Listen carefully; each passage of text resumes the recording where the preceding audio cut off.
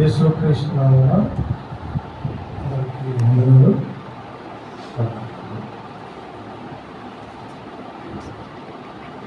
ఆరాధనకు సమీపంగా కొరింథీయులకు రాసిన పత్రిక, మొదటి పత్రిక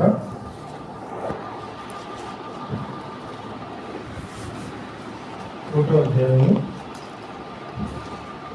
కొరింథీయులకు రాసిన మొదటి పత్రిక 1వ అధ్యాయము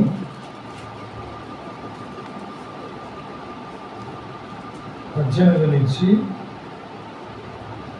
31 వచనాల వరకు మనం మార్చి చదువుకుందాం.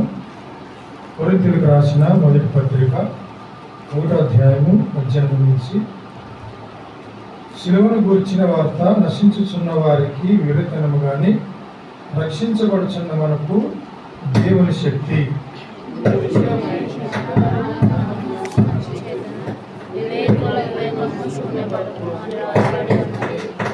జ్ఞాని ఏమయ్యను, శాస్త్రీయమయ్యను, ఈ లోకపు తర్కవాది ఏమయ్యను, ఈ లోక జ్ఞానమును దేవుడు వెరితనముగా చేస్తున్నాడు కదా.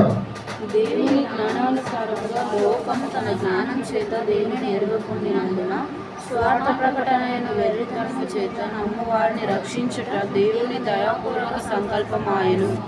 యూదులు సూచక క్రియలు చేయమని అడుగుతున్నారు, గ్రీసు దేశస్థులు జ్ఞానము ఎదుగుతున్నారు. అయితే మేము సిలువ వేయబడిన క్రీస్తును ప్రకటించుచున్నాము.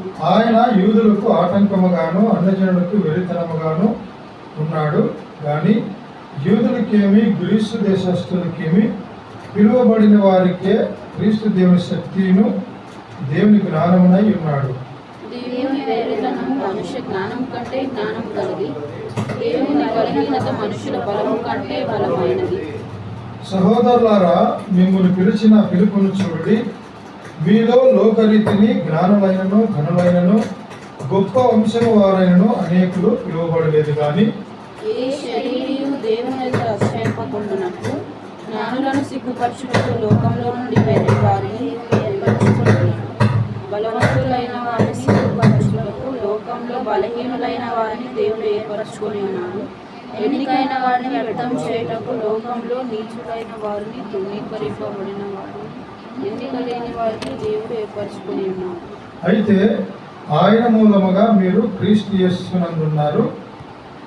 అందరూ చదువుదాం. అతిశయించువాడు ప్రభువునందే అతిశయింపవలెనని వ్రాయబడినది నెరవేరినట్లు దేవుని మూలముగా ఆయన మనకు జ్ఞానమును, నీతియు, పరిశుద్ధతయు, విమోచనమును ఆయన.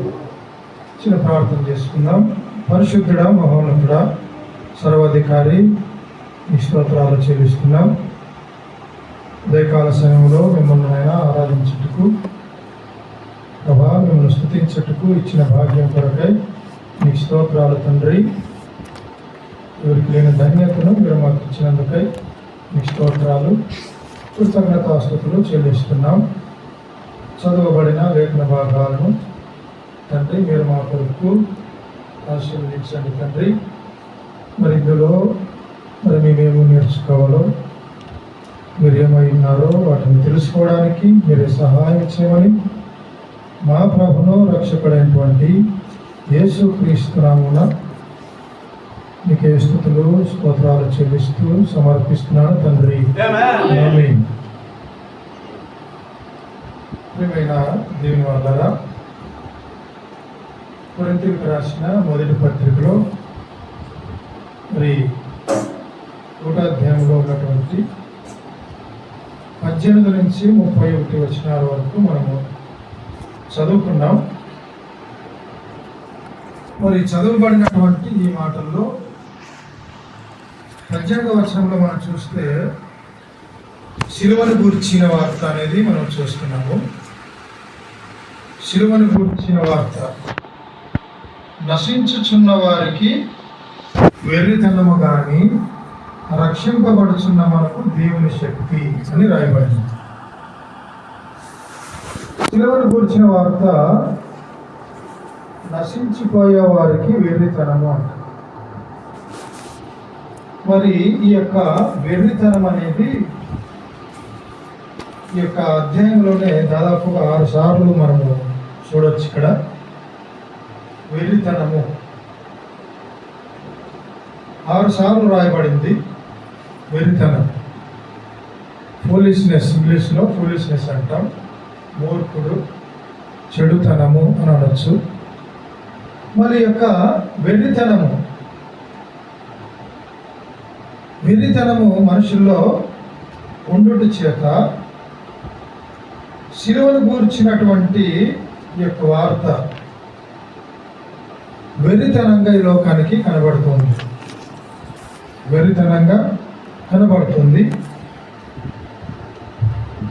అందుకే దేవుడు కొంతమందిని పిలిచాడు.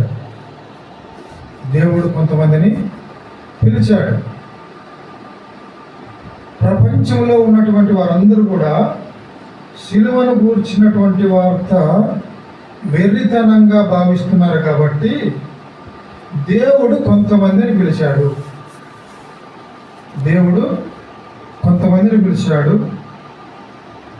కొంతమందిని ఏర్పాటు చేసుకున్నాడు.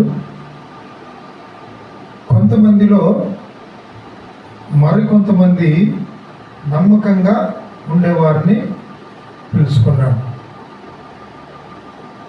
మరి ఇక్కడ మనం చూస్తే ఈ యొక్క సిలువను గూర్చినటువంటి వార్త వెరితనముగా ఉన్న కారణంగా దేవుడు నిన్ను నన్ను పిలిచాడు. ఇక్కడ కొన్ని మాటలు మనం చూస్తే ఈ యొక్క సిలువను గూర్చినటువంటి వార్త ప్రకటిస్తున్నప్పుడు చాలామంది లోకంలో ఉన్నవారు, ఏర్పాటు చేయబడిన వారు, పిలుపునందుకున్నవారు, జ్ఞానం కలిగిన వారు ఎలా ఉన్నారంటే 22వ వచనంలో కొంతమంది యూదులట సూచక క్రియలు చేయమని అడుగుతున్నారండి. ఎందుకంటే సిలువను గూర్చినటువంటి వార్తను నమ్మాలంటే నువ్వు సూచక క్రియలు చేయి అంటున్నారు. సూచక క్రియలు, అద్భుతాలు. సూచక క్రియలు వేరు, అద్భుతాలు వేరు, మహత్కార్యాలు వేరు. సూచక క్రియలు మనం కొన్ని చూద్దాం. ఏమి సూచక క్రియలు? ఎందుకు వీళ్ళు అడుగుతున్నారు యూదులైన వారు? మత్తయి సువార్త 27వ అధ్యాయము. మత్తయి సువార్త 27వ అధ్యాయంలో కొన్ని మనం చూద్దాం. 27వ అధ్యాయము 41-42 వచనాలు చదువుదాం. అలాగే శాస్త్రులను, పెద్దలను, ప్రధాన యాజకులను కూడా ఆయనను అపహసించుచు వీడు ఇతరులను రక్షించెను, తను తానే రక్షించుకోలేడు.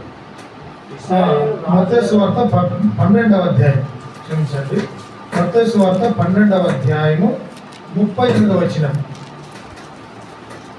మత్తయి సువార్త 12వ అధ్యాయము 38వ వచనాన్ని చదువుకుందాం. శాస్త్రులలోను పరిచయులలోను కొందరు బోధకుడా నీ వలన ఒక సూచక్రియ చూడగోరుచున్నామని ఆయనతో చెప్పగా ఆయన ఇక్కడ మనం చూస్తే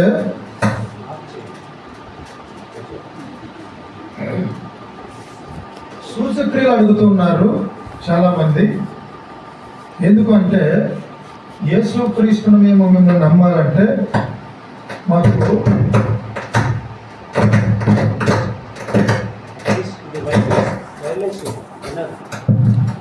యేసు క్రీస్తును నమ్ముకోవాలంటే మరి సూచక్రియలు అనేటివి ఈరోజు అడుగుతున్నారు చాలామంది. మీ వలన మాకు ఒక అద్భుతాన్ని, ఒక సూచక్రియ చేయి, ఒక అద్భుతం చేయి, అప్పుడే మేము నిన్ను నమ్ముతామంటున్నారు. ఆ రోజుల్లోనూ ఉన్నారు, ఈ రోజుల్లో కూడా కనబడుతూ ఉన్నారు. మరి ఈ యొక్క సూచక్రియలు అనేవి ఎవరు అడుగుతున్నారంట? యూదులైన వారు అడుగుతున్నారు. అలాగే ఇంకా కొంతమంది ఉన్నారు గ్రీసు దేశస్థులు. ఈ గ్రీసు దేశస్థులు ప్రపంచంలోనే జ్ఞానం కలిగినటువంటి వారు, మరి ప్రపంచంలోనే మరి గొప్పవారు, మరి అందంగా ఉన్నటువంటి వారు కూడా ఈ గ్రీసు దేశస్థులే. మరి వీళ్ళేం అడుగుతున్నారంటే జ్ఞానము వెతుకుతున్నారంటే జ్ఞానము కావాలి మాకు అంటున్నారు. ఈరోజు మాకు జ్ఞానము కావాలి. యేసు ప్రభువుని నమ్మిన మనం కూడా జ్ఞానము కావాలనే వెతుకుతున్నాం. మరి యూదులేమో సూచక్రియలు అడుగుతున్నారు. గ్రీసు దేశస్తులేమో జ్ఞానాన్ని వెతుకుతున్నారు. మరి ఇంకా కొంతమంది ఏమి ప్రకటిస్తున్నారు అని అంటే మరి ప్రభువైన యేసు క్రీస్తు యొక్క శిలువ వార్తను ప్రకటిస్తున్నారు చాలామంది. ఇలా ప్రకటిస్తూ ఉంటే చాలామందికి వెర్రితనంగా కనబడుతూ ఉంది, వెర్రితనంగా ఉంది. అందుకే మేము సిలువ వేయబడిన క్రీస్తును మేము ప్రకటించుచున్నాము. ఆయనకు యూదులకు ఆటంకముగాను, యూదులైన వారికి ఆటంకంగా ఉన్నాడంట. ఏ విధంగా ఆటంకంగా ఉన్నాడు? మా కొరకు వచ్చే రాజు సిలువలో మరణించడు.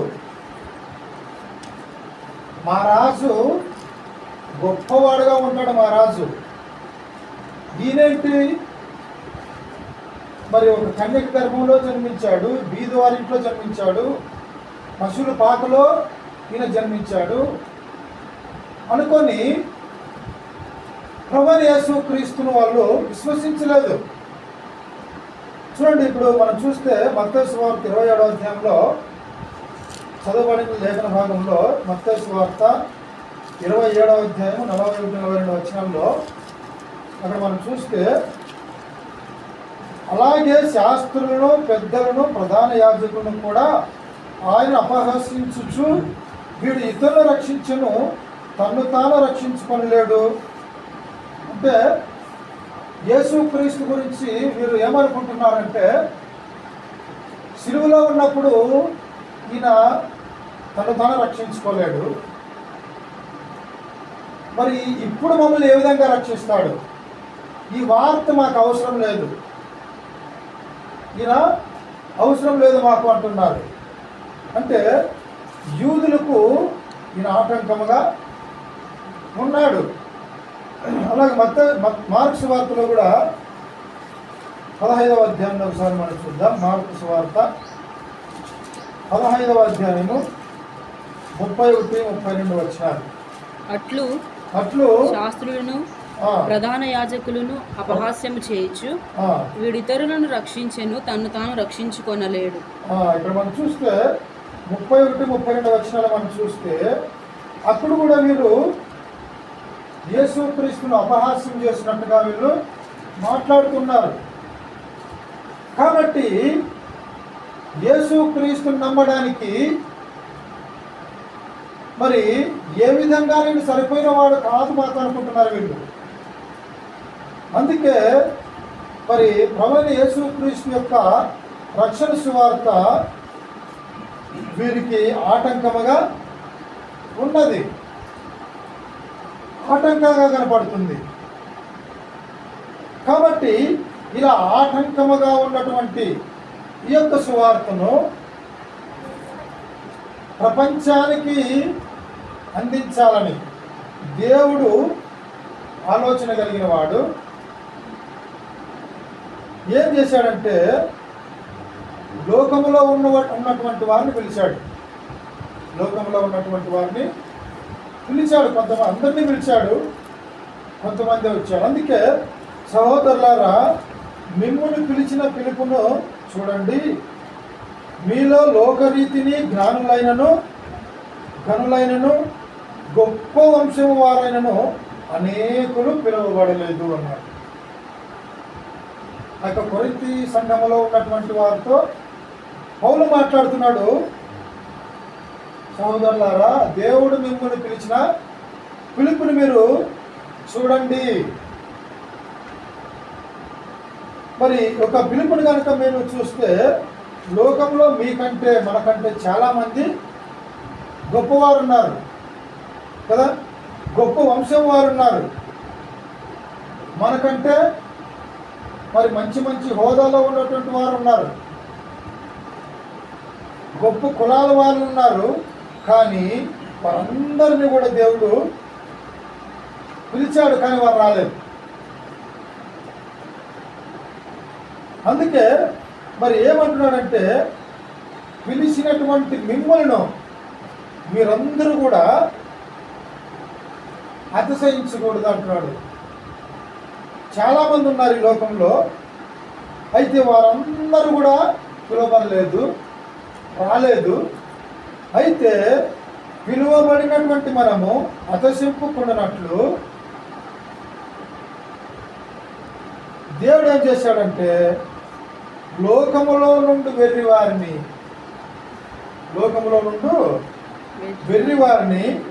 దేవుడు ఏర్పాటు చేసుకున్నాడు అంటారు. దేవుడు కొంతమందిని పిలిచాడు. ఎందుకు పిలిచాడు అంటే, లోకములో ఉన్నటువంటి వారిని సిగ్గుపరచడానికి, లోకంలో ఉన్నటువంటి బలవంతులను, లోకంలో ఉన్నటువంటి ఎన్నికైన వారిని, వీరందరినీ కూడా సిగ్గుపరచాలని, బలహీనపరచాలని. మనం చూస్తే ఇక్కడ 29వ వచనంలో మనం చూడగలిగితే, ఏ శరీరయు దేవుని ఎదుట అస్తింపకున్నట్లు జ్ఞానులను సిగ్గుపరచుటకు లోకములో నుండి వెర్రి వారిని దేవుడు ఏర్పరచుకొని ఉన్నాడు.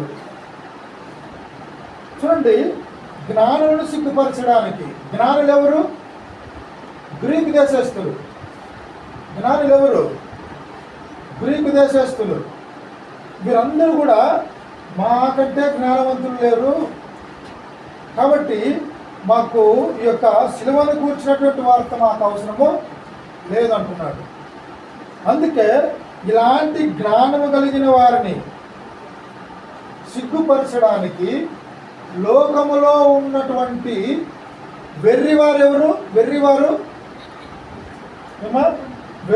ఎవరు? మనమే. లోకములో ఉన్నటువంటి వెర్రివారిని దేవుడు ఏర్పాటు చేసుకున్నాడు. పిలిచినటువంటి దేవుడు మనల్ని ఏర్పాటు చేసుకున్నాడు. పిలిచినటువంటి దేవుడు ఏర్పాటు చేసుకున్నాడు మనల్ని.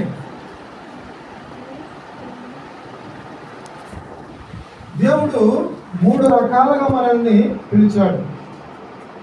3 రకాలుగా మనల్ని పిలిచాడు.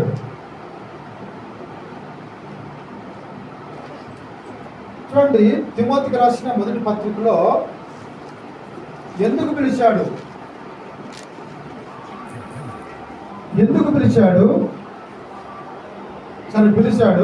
పిలిచినటువంటి దేవుడు ఏం చేశాడంటే ఏర్పాటు చేసుకున్నాడు.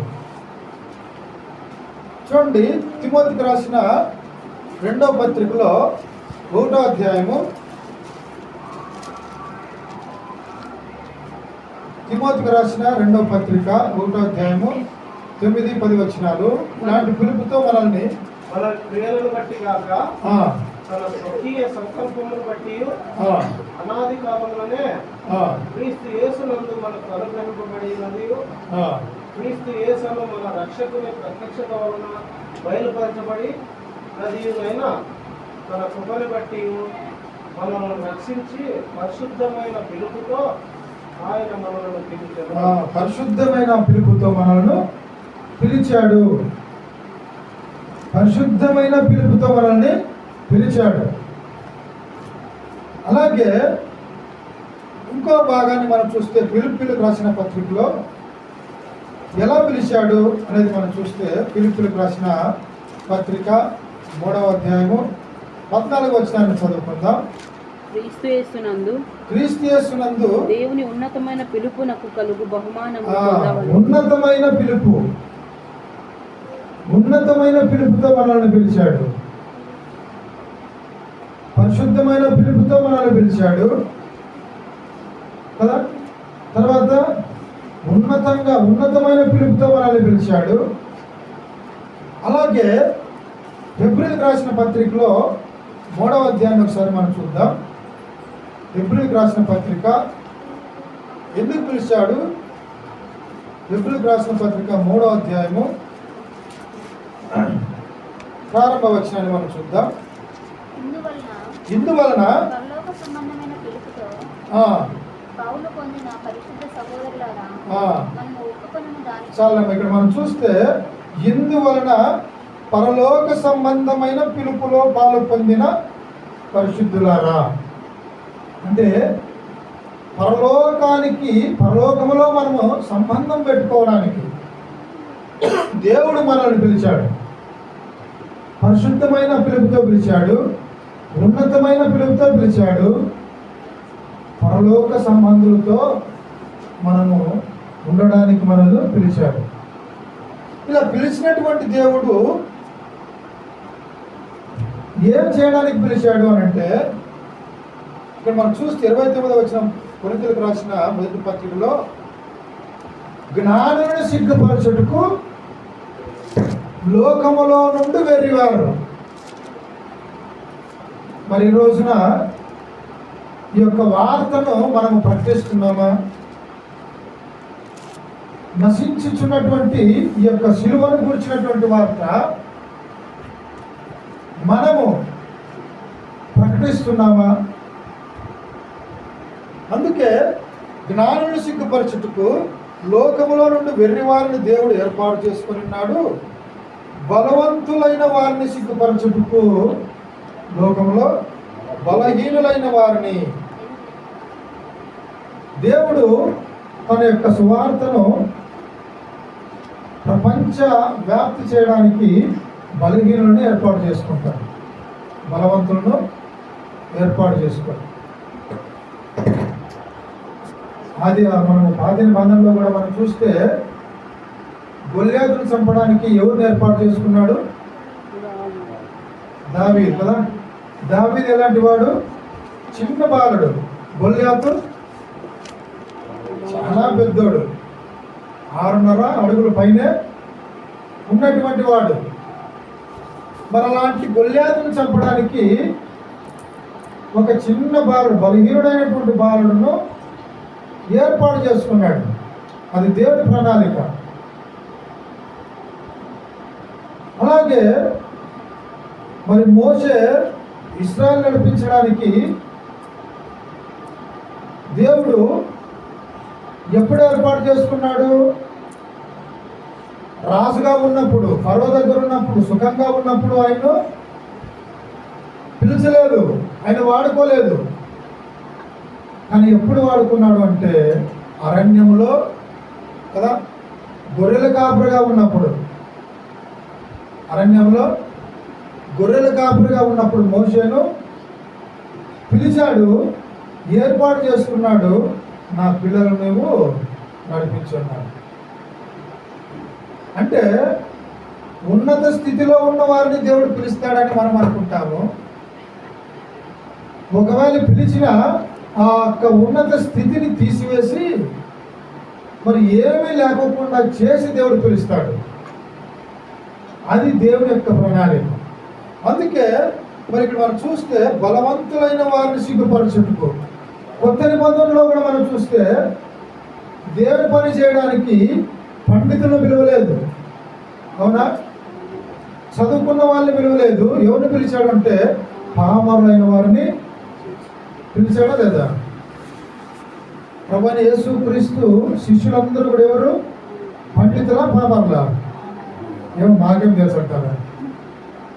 వాళ్ళందరూ కూడా చదువులేని వారు. ఒక అపోస్తలుడైన పౌలు తప్ప ధర్మశాస్త్రంలో ప్రవీణుడు. మరి పౌలుని ఎప్పుడు పిలిచాడు అంటే ఆయన్ని పూర్తిగా దిగజార్చిన తర్వాత, అవునా? ఆయన స్టేటస్ను ఉన్నతమైన స్థితిలో నుండి దీన స్థితిలోనికి తీసుకొచ్చిన తర్వాత నువ్వు నా దగ్గరికి రా అన్నాడు. అది దేవుని యొక్క స్టైల్. పౌలు అనుకున్నాడు, నేను ధర్మశాస్త్రంలో ప్రవీణుడు కదా, మరి నేను యూదులకు సువార్తను ప్రకటించడానికి నేను వెళ్తాను అని అంటే దేవుడు వద్దు అన్నాడు. కానీ యూదులకు సువార్తను ప్రకటించడానికి పామరులు పంపించాడు. అన్నజనులకు సువార్తను పంపించడానికి ధర్మశాస్త్రాన్ని ఎరిగినటువంటి పౌలును పంపించాడు. రివర్స్ అంతా అన్నమాట. అందుకే మరి ఇక్కడ 2వ అధ్యాయంలో కూడా కొరింథీయులకు రాసిన మొదటి పత్రిక 2వ అధ్యాయంలో 6వ వచనంలో ఏమంటున్నాడు ఒకసారి పౌలు మనం చూద్దాం. వారి మధ్య పరిపూర్ణులైన వారి మధ్య జ్ఞానమును బోధించుచున్నాము, అది ఈలోక జ్ఞానం కాదు, నిరర్థకులై పోవచ్చున్న ఈ లోకాధికారుల జ్ఞానము కాదు, కానీ దేవుని యొక్క జ్ఞానము మర్మమైనట్టుగా మేము బోధిస్తున్నాము. ఈ జ్ఞానము మరుగై ఉండెను, జగదుత్పత్తికి ముందుగానే దీని దేవుడు తన మహిమ నిమిత్తము నియమించెను. చూడండి, ఇక్కడ మనం చూస్తే పరిపూర్ణులైన వారి మధ్య జ్ఞానాన్ని బోధిస్తున్నాడు అంటే పౌరులు. మనం ఈరోజు కూడా దేవుని యొక్క సువార్తను తీసుకెళ్తూ ఉన్నాము. మరి ఎవరి మధ్య మనం బోధిస్తున్నామంటే జ్ఞానము కలిగినటువంటి వారి మధ్య మనం బోధిస్తున్నాము. మనం అనుకుంటున్నాం వారికి ఏమి తెలియదని, కానీ వాళ్ళన్నీ తెలుసు. కానీ మనకే ఏమీ తెలియకుండానే మనము సువార్తను తీసుకెళ్తున్నాము. అందుకే పౌలు అంటున్నాడు, పరిపూర్ణులైన వారి మధ్య నేను జ్ఞానాన్ని బోధిస్తున్నాను. ఏ జ్ఞానాన్ని? ఈ లోక జ్ఞానాన్ని కాదు. ఏమి జ్ఞానాన్ని? దేవుని గూర్చినటువంటి జ్ఞానము. దేవుని గూర్చినటువంటి జ్ఞానము. మరి ఈ యొక్క జ్ఞానము కలిగి మనం బోధించాలి సువార్తను. కానీ ఈరోజు జ్ఞానం కావాలని మనము ప్రార్థన చేయం. ఏ జ్ఞానం అడుగుతాము? చాలామంది చదువుకుని పిల్లలు ఏమడుగుతారంటే ఈలోక జ్ఞానం అడుగుతారు. అడగడం తప్పేం కాదు, అది అడగకపోయినా వస్తుంది. అది ఏమన్నా ఈలోక జ్ఞానము మీరు అడగకపోయినా, మీరు ట్యూషన్ పంపించకపోయినా ఈలోక జ్ఞానము ఎలాగో వస్తుంది మనకు. కానీ ఏ జ్ఞానము కావాలంటున్నాడంటే పరసంబంధమైన జ్ఞానం. అందుకే మీలో జ్ఞానము ఎవరికైనా తక్కువగా ఉంటే నన్ను అడగండి. మా కోడలు మన ఎగ్జామ్ రాయడానికి, అందుకే జ్ఞానాన్ని మనం బోధిస్తున్నాము అంటే ఆ పక్కన వాడు మనకంటే జ్ఞానవంతుడుగా ఉన్నాడు. అలాంటి జ్ఞానాన్ని పొందుకొని మనము వారికి బోధించాలి. అందుకే ఈ యొక్క గ్రీసు దేశస్తులు శిలువను కూర్చున్నటువంటి వార్త నమ్మరు వాళ్ళు, కానీ నమ్మే విధంగా మనము బోధించాలి. అలా బోధించడానికి గొప్ప వంశంలో ఉన్న వారిని ఎన్నుకోలేదు దేవుడు, ధనవంతులైన వారిని ఎన్నుకోలేదు. మరి ఎవరిని ఎన్నుకున్నాడంటే మనల్ని బలహీనులైన వారిని, వెర్రివారిని కదా, వెర్రివారిని మనల్ని దేవుడు అనుకున్నాడు. అలాగే ఎన్నికైన వారిని వ్యర్థము చేయుటకు, ఎన్నికైన వారిని వ్యర్థము చేయుటకు. ఎన్నికైన వారు ఎవరు? యూదులు. ఎన్నికైన వారు ఎవరు? యూదులు. వాళ్ళు ఏమంట మాకంటే గొప్పవారు లేరని వాళ్ళు విడిచిపడుతున్నారు. మాకు ధర్మశాస్త్రం ఉంది, మా పితరులు ఎవరనుకోంటివి గొప్పవారు, వాగ్దానాలు మావి అని వీళ్ళు గర్వపడుతున్నారు. దేవుడు మమ్మల్ని ఏర్పాటు చేసుకున్నాడు, ఎన్నుకున్నాడు. కానీ యేసుక్రీస్తుని మాత్రం వీళ్ళు విశ్వసించలేదు, నమ్మడం లేదు. అందుకే ఇక్కడ అంటున్నాడు, ఎన్నికైన వారిని వ్యర్థము చేయుటకు. ఎన్నికైన వారు చాలా మాట్లాడుతున్నారు. చూడండి, గలతీయులకు రాసిన పత్రికలో 2వ అధ్యాయం ఒకసారి మనం చూస్తే, గలతీయులకు రాసిన పత్రిక 2వ అధ్యాయంలో మరి ఒకసారి మనం చూద్దాం. గల్తీలకు రాసిన పత్రిక 2వ అధ్యాయము 6వ వచనాన్ని చదువుకుందాం. 5, 6 వచనాలు చదువుకుందాం. సువార్త సత్యము మీ మధ్య నిలిచినట్లు మేము ఒక్క గడియను లోబడుటకు ఒప్పుకొనలేదు. ఎన్నికైన వారుగా ఎంచబడిన వారి యొద్ద నేనేమీ నేర్చుకోలేదు. వారింతటి వారైనా నాకు లక్ష్యం లేదు. దేవుడు నరుని వేషము చూడండి. మరి యొక్క స్వార్థ సత్యాన్ని తీసుకెళ్తున్నప్పుడు ఈ ఎన్నికైన వారు ఆటంకపరుస్తున్నారు, అభ్యంతరకరంగా ఉన్నారు. అందుకే మరి ఎన్నికైన వారిని వ్యర్థం చేయాలని, ఈ ఎన్నికైన వారిని వ్యర్థం చేయుటకు లోకములో ఉండు నీచులైన వారు అట్టడుగునటువంటి వారు ఏమాత్రము ఎన్నికలైన వారు, అసలు ఇక వెర్రివారు, ఇంకా వెర్రివారు వీళ్ళు నీచులు, ఇంకా నీచులు అని ఎవరంటారు మనము? ఇక చాలా అట్టడుగు స్థాయిలో ఉన్నటువంటి వారిని ఏమాత్రమో మనము ప్రేమించము. మన గ్రామీణ ప్రాంతాల్లో మరి గుడారాలు వేసుకొని మరి వాళ్ళు సంచారం చేస్తూ ఉంటారు. మరి ఆ యొక్క మేకలు, పందులు, ఇలా పశువులు, మరి వారు పండుకునే స్థలం కూడా చాలా మరి గలీజ్గా ఉంటుంది. మరి అలాంటి చోటుకు వెళ్ళి మనము భోజనం ఎవరైనా చేస్తారా? అలాంటి చోటుకు వెళ్ళి వాళ్ళ దగ్గర కూర్చొని వాళ్ళ దగ్గర నీళ్ళు తాగి ఎవరైనా వస్తారా? ఎందుకు రాము, ఎందుకు చేయము, ఎందుకు తాగము అంటే మరి మనకంటే అన్ని విషయాల్లో మరి తక్కువ వారుగా మనం భావిస్తాము, ఎన్నిక లేని వారుగా మనం భావిస్తాము. అలాంటి వారిని కూడా దేవుడు వాడుకుంటాడు. ఒక 20 సంవత్సరాల క్రితం మా ఊరికి మరి అలాంటి వారు వచ్చారు, ఊరు బయట దిగారు. యేసుక్రీస్తు నమ్మారు అంటే నేను వాళ్ళ దగ్గరికి వెళ్ళి మీరు ఎలా నమ్ముకున్నారు యేసుక్రీస్తుని అని అడిగితే వాళ్ళు చెప్పారన్నమాట. చెప్పిన తర్వాత నా నీళ్ళు తాగిపోండి అన్నాను. నీళ్ళు తాగాను. వాళ్ళు ఉండే పరిశుద్ధ వాళ్ళ ప్రదేశం కూడా మనకు నచ్చనిది, ఎక్కడో ఉన్నారు. అలాంటి వారు పరిచయం చేయడానికి కూడా వెళుతూ ఉన్నారు. అందుకే ఇప్పుడు మనం చూస్తే లోకములో నీచులైన వారిని, అంటే ఎన్నికైన వారిని వ్యర్థము చేయడానికి నీచులైన వారిని, తృణీకరించబడిన వారిని కదా, తృణీకరించబడిన వారు ఎక్కడో ఊరు బయట ఉంటారు. అలాంటి వారిని దేవుడు పిలుచుకున్నాడు, నువ్వు రా నా కొడుకు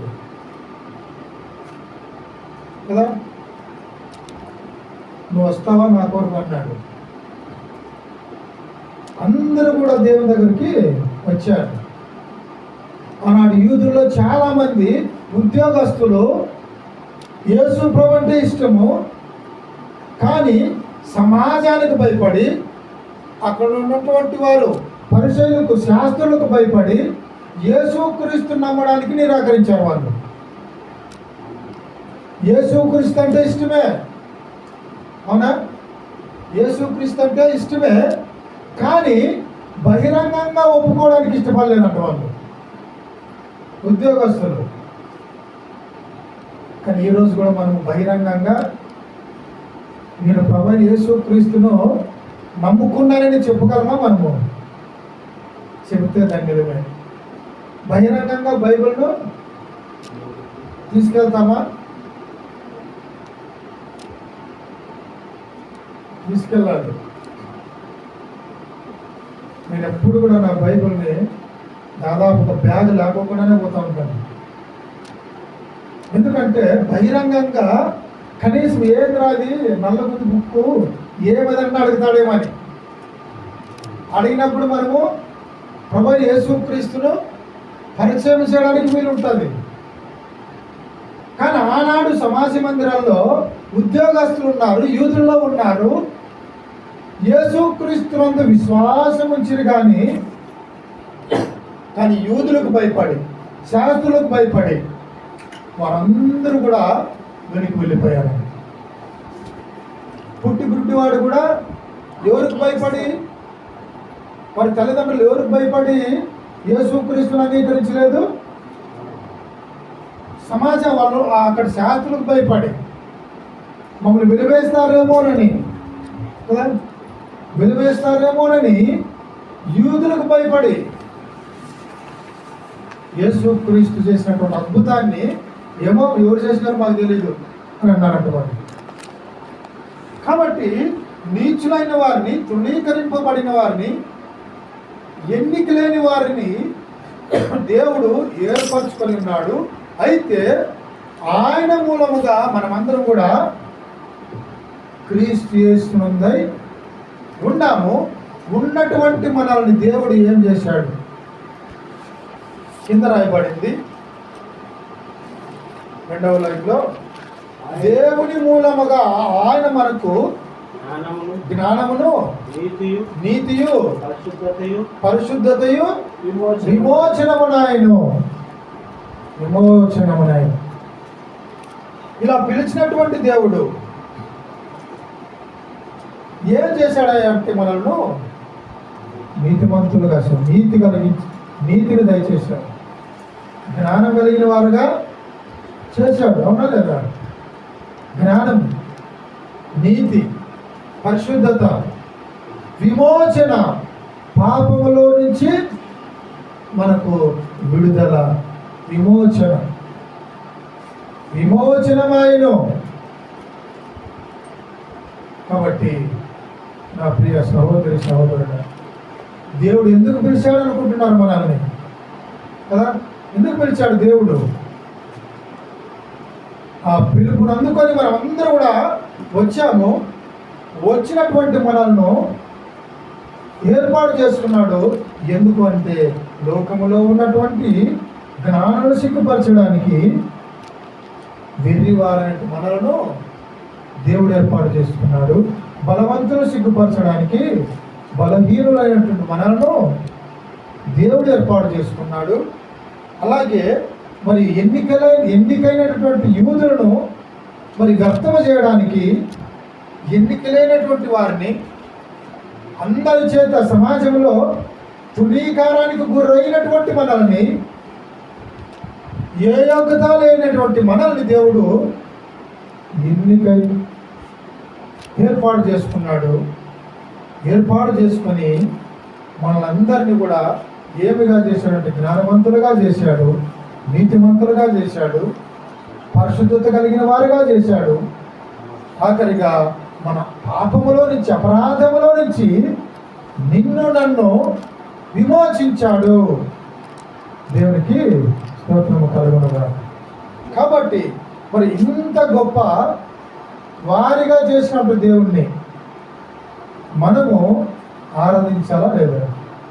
ఆయన స్తుతించాలి, ఆయన్ను గణపరచాలి. దేవుగా ఒకప్పుడు నా స్థానము ఎక్కడో ఒక మూలన ఉండేది, కానీ నాకు ఒక స్థానాన్ని ఇచ్చావు. దావీదు ఎప్పుడు కూడా దేవుడు చేసినటువంటి స్థితిని ఎప్పుడు కూడా మర్చిపోలేదు. ఆయన ఎప్పుడు కూడా మర్చిపోలేదు.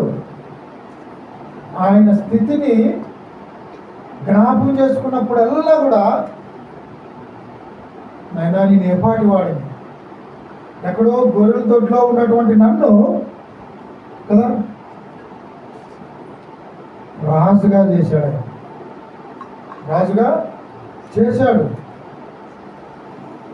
నిజంగానే మరి నేను ఏ పాటిని వాడినైనా, మరి నేను ఎన్నిక లేని వాడిని కదా, ఇంతగానే నన్ను హెచ్చించడానికి మరి నేను సరిపోను కదా అని ఎప్పుడు కూడా దేవుణ్ణి ఆయన మరవకుండా దేవుడు చేసిన మేలును తన హృదయంలో ఉంచుకొని దేవునికి స్తుతులు చెల్లించేవాడు. అందుకే దేవుడు దావీదుని ఏమన్నాడంటే నా ఇష్టానుసారుడు అన్నాడు కదా, నా హృదయానుసారుడు, ఇష్టానుసారుడు. మనల్ని ఎప్పుడు అంటాడు? ఎప్పుడొకసారి అంటాడు. కాబట్టి దేవుడు మనల్ని పిలిచాడు, పిలిచి మనల్ని ఏర్పాటు చేసుకున్నాడు. ఏర్పాటు చేసుకున్నటువంటి నీవు నేను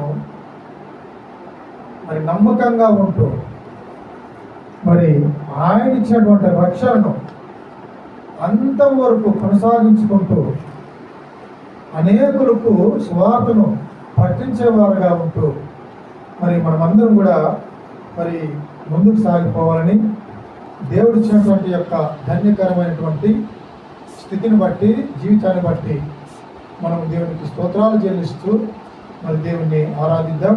అట్టి కృప దేవుడు మనందరికీ దయచేయునుగాక. ఆమేన్.